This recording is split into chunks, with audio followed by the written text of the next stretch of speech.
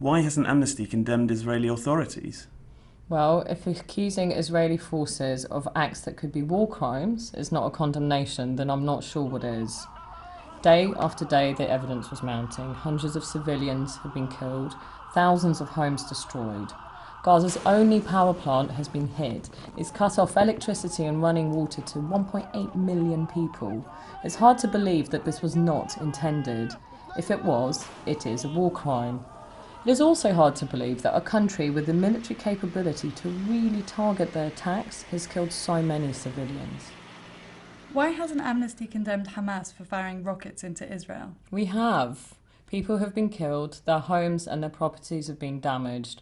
We know that rockets fired from Gaza cannot be accurately aimed, meaning that Hamas has been firing untargeted missiles into Israel. Some Palestinian armed group leaders have even indicated that they have no qualms about launching attacks against civilians, and actually that they want to carry out these attacks intending to kill and injure Israeli civilians. This is a war crime. We have continually condemned Hamas and all Palestinian armed groups for firing indiscriminate rockets into Israel. Have Hamas and Palestinian armed groups used Palestinian civilians as human shields, as Israeli authorities claimed? Well, we have no evidence that Hamas or Palestinian armed groups have ordered people to stay in their homes as a kind of shield against attacks.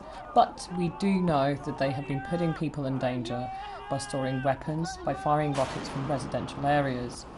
But keep in mind that, though, even if human shields are being used, international law is clear that Israel still has to protect those people.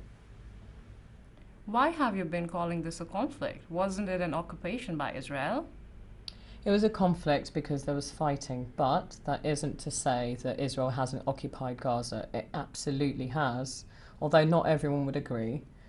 So for the last 7 years, Israel has imposed a military blockade on Gaza. It's been controlling all but one of Gaza's land border crossings, its waters off its coast and its airspace. So Israel restricts vital imports such as building materials, and it bans most exports. Israel's occupation is a man-made humanitarian crisis, and it blights the lives of Gaza's residents, so the blockade has to be lifted. So what do you actually mean when you keep talking about international law? In a nutshell, the laws of war, meaning that those involved in any conflict must do everything they can do to avoid harming civilians, so people not involved in the conflict. Deliberate attacks on civilians or civilian buildings, whether that's homes, medical facilities, schools, government offices, anything like that, are strictly banned. So using weapons that cannot accurately pinpoint a target in areas crowded with civilians and not differentiating between civilian and military targets is also strictly not allowed. So what exactly has Amnesty done? Well, we've called on both sides to respect the laws of war and to help people not involved in the fighting stay safe.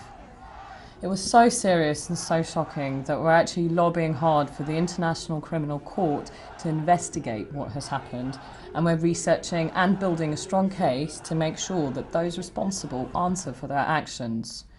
At the same time, we've been mobilising millions of our activists all around the world to make sure that countries stop arming Israel, Hamas and the Palestinian armed groups with weapons that they can use to commit war crimes. In fact, one of our key action targets is the USA, Israel's biggest arms supplier. An arms embargo would be a way for countries to send a really strong message that they refuse to be accomplices in the kind of horror that is taking place in Israel and Gaza.